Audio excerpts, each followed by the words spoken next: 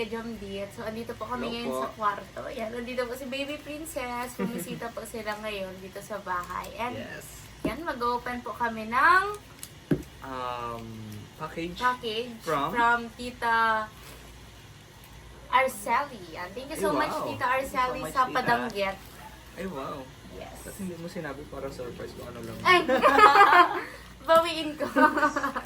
Padanggit pala ito. Yes. Masarap yan almusal bukas. Ay, wow. Dito ka maslik, Baby Chu. Balikan na lang kita bukas. Katabi si ate. Si ate. Si ate nga. Dapat kuya pa. Dapat si kuya pa. Si kuya pa. Si ate lang. No. Mapunta na lang doon si ate pag may time. Opo, pag may time. Tapos sasama ka na lang ni kuya pagpunta dito. Ay, wow! Plastic. Ayun na. Ay, wow! Thank you so Thank much you so po. much po, tita. Yung birthday ka nga. Pag-take pa sa loob ng iPhone, ang dami. Gusto mo yun, baby? Gusto mo yan? baby? Oo. Yung ang daming Sarap. Ay, wow! Thank you so much, tita. Thanks, tita. God bless you po, Tita Arceli. At may breakfast na po kami bukas. Thank you so much po, tita. Gusto mo nito, baby chow? Kumakain ka nito? Fried fish. Marami bagang fish. Anong fish? Gusto mo nito?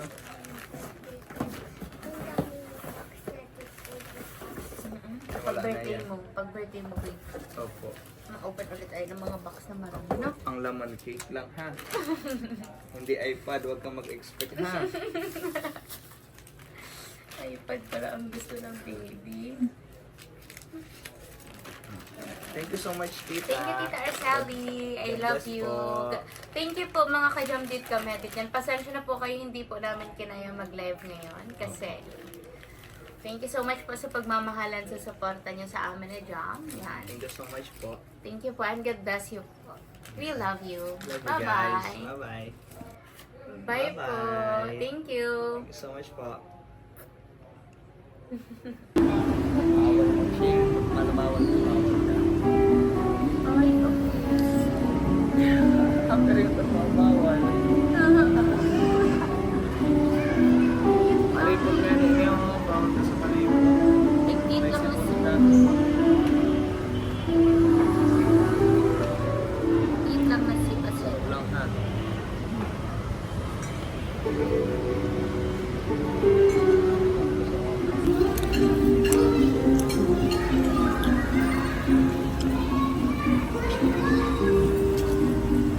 Ako nga.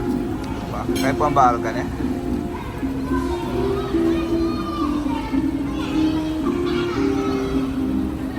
Smile ba?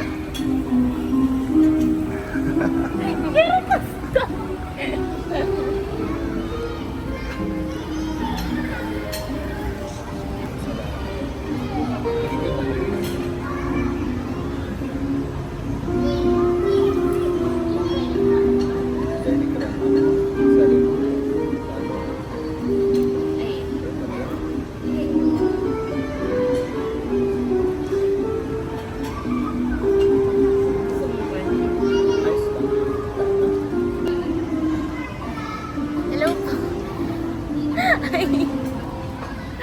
Thank you so much po, Tita Dang, sa pa-lunch. And happy Mansari po, mga ka-Jamdit. Ito po ang first celebration today. Lunch date with my friend, with my best friend. Yeah. Thank you, Tita Dang. Thank you, Tita Dang. Love you.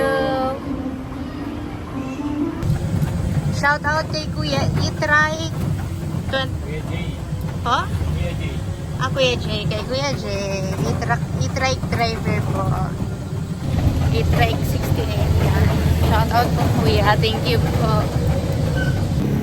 Hello guys. Good evening. So kakatas lang po ng class ko. Andito ako sa labas ng NCF. Inaantay ko po ang aking kuya at ang aking papa.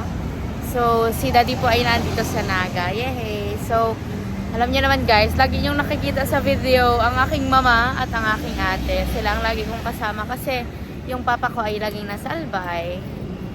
Inaalagaan niya ang lola ko, tapos yung bahay, yung baboy. Tapos yung mama ko naman at ate ko ay andito, kasama ko, nagtitinda, naghahanap buhay kami. Tapos yung kuya ko naman ay nasa Iloilo. may inaasikaso din siya doon.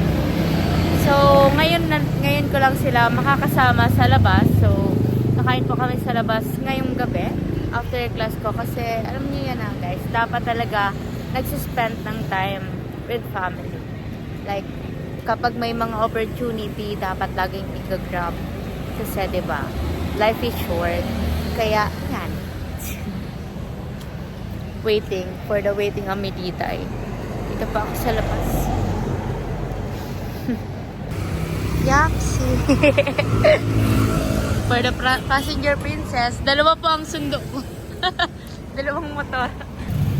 Pupunta na po kami ng Rob. Ako po ay nakasakay sa aking papa. Cool t-shirt, pantalon. At ipibili ko po. Andito na po kami sa ano, Rob. Yan. Say hi, Dad. Yan. Good evening. Dalan ko po ang aking papa ng t-shirt. Good Kawawa evening, naman siya. everyone. Ang suot niya po yung t-shirt na ano, ginamit ko, yung binigay sa akin nung nag-charity ako sa Barangay Balogo. Yan po ang aking kuya sa likod.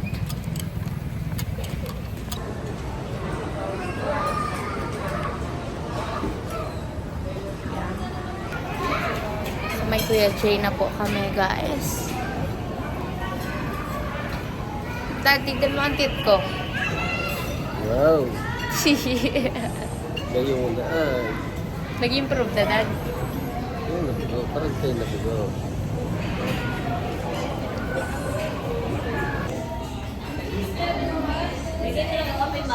Yan guys. Yan, natapos na po ang ano ko. Ang breakdown. Sabi ni dyan, breakdown ng ano ko, ng pimples. Yung breakout ng pimples ko. Grabe. Nung nakaraan po talaga as in.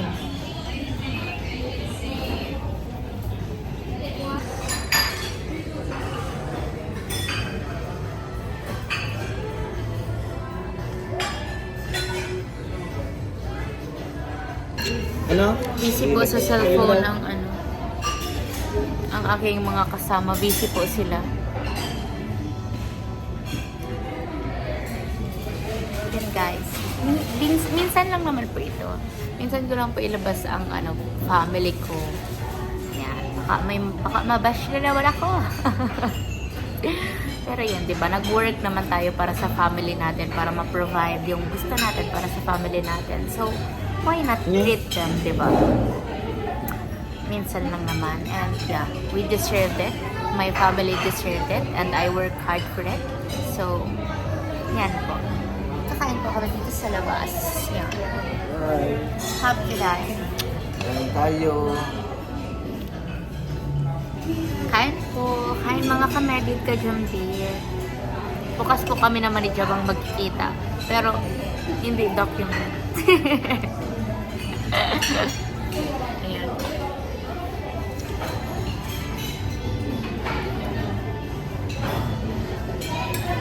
Before po, mga pangarap ko lang to. Like, noon kaya ko lang silang madala sa Jollibee, ganyan-ganyan. Tapos, pangarap ko din na magpakain sila dito, makakain dito. And, diba, mga small dreams, small wins na sobrang sarap sa pakiramdam.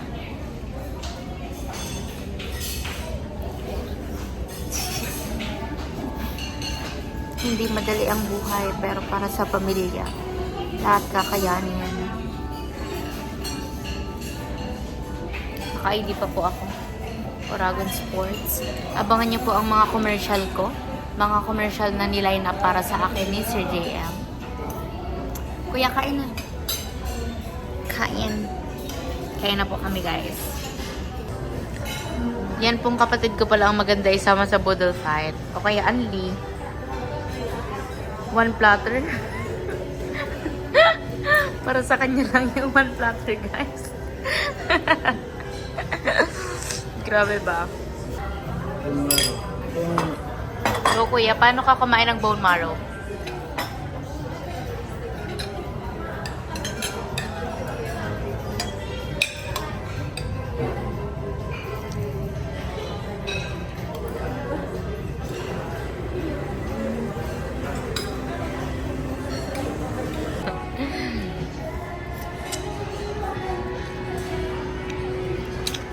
Paano po kumain ng bulalo ang isang James Basilonia?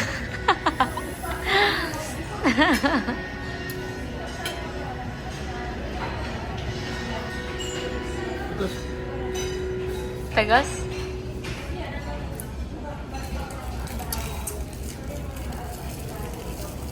Maganda po. Sa amin po magkakapatid, si kuya ang may magandang ngipin, pati si ate.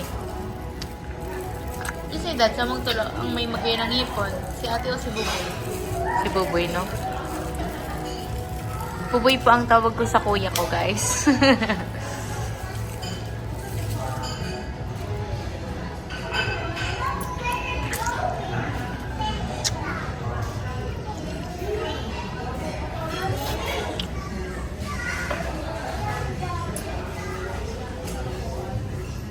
Ano yung mag...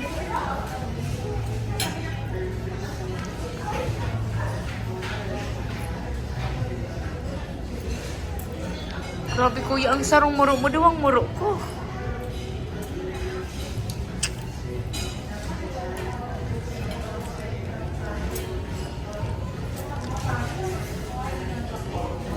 Kala ko hinihigop yan. Pero yan man yun.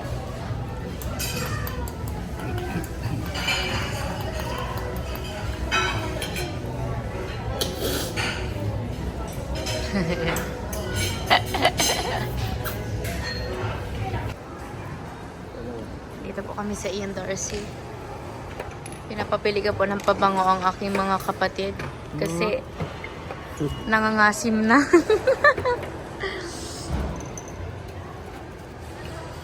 Yan, napili po ni Dading scent yung napili ko para sa kanya. Alam ko po kasi ang scent na bagay sa aking papa. Ang bango po. Grabe ba?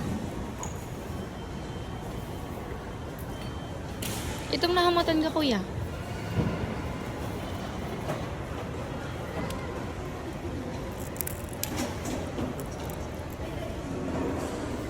Alin mas mamatindi? Ako mapili. Hmm. Akin din. Ayun eh. Sumamot yan. Excuse me, ate. Tag-isa.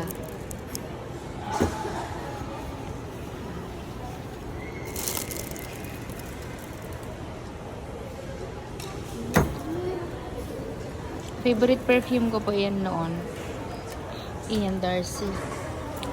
For the addict po ako dyan dati.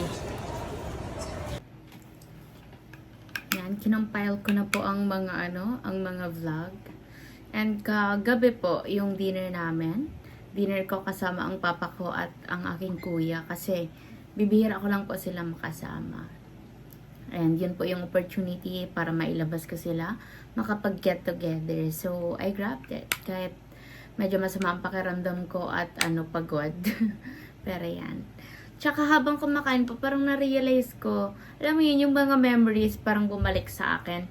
Nung bata ako, ultimo yung pagkain ng papa ko, yung snacks niya. Hindi niya yun kakainin para lang may pagkain ako.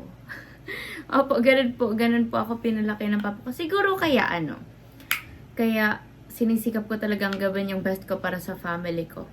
Kasi lahat, ewan ko ba kung bakit ganun. Sobra pong makakalimutin ako.